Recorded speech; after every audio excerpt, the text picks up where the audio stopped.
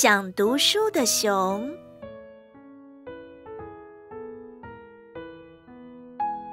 乔治常常坐在树林边的长椅子上，张大眼睛望着远方的山丘。他想很多关于生命的事情。啊，生命多美好，他想。好多快乐的事情哦。可是就这样吗？他一直想，就只是这样而已吗？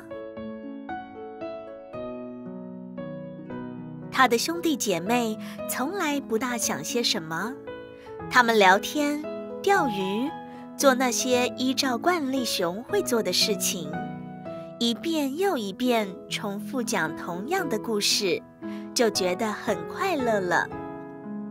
可是乔治觉得很无趣，他不想再做那些依照惯例熊会做的事情了，他想做些别的。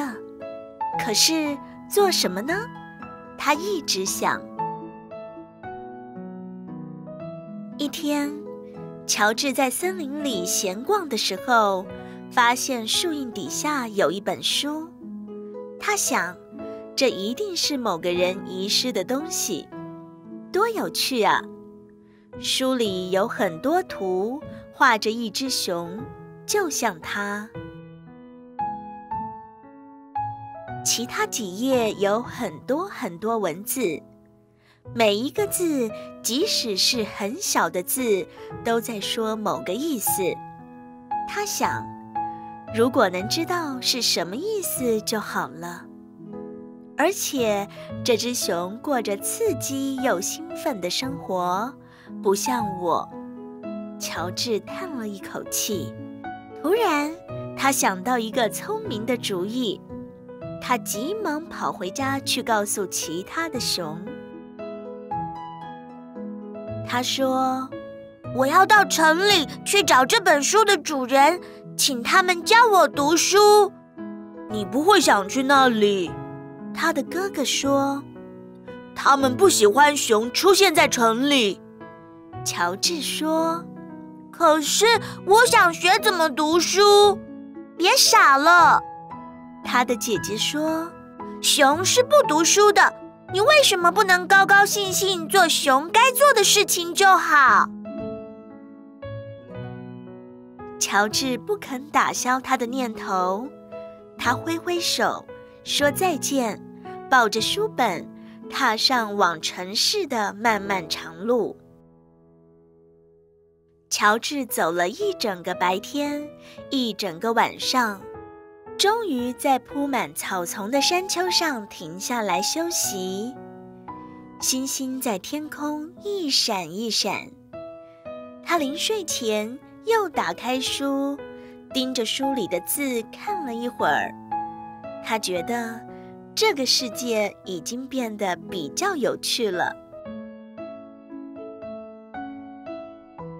第二天早晨，乔治跟太阳同时起床。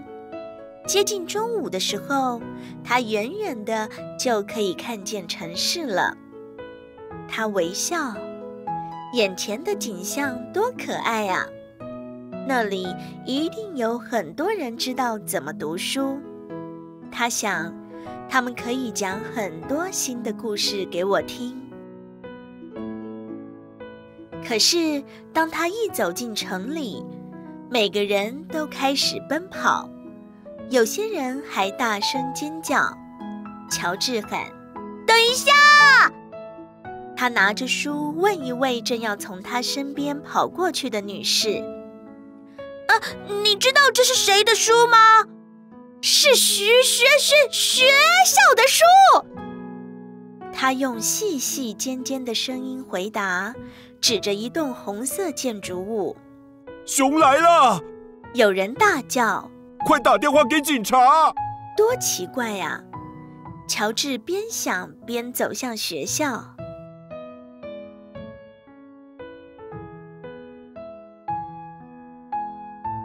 学校里安静无声，人都到哪儿去了？小朋友，发挥创意想一想，已经引起城里骚动的乔治，会顺利找到书的主人吗？他真的能学会读书吗？和大家分享你的故事结局，也可以看看你的结局和书里的一不一样哦。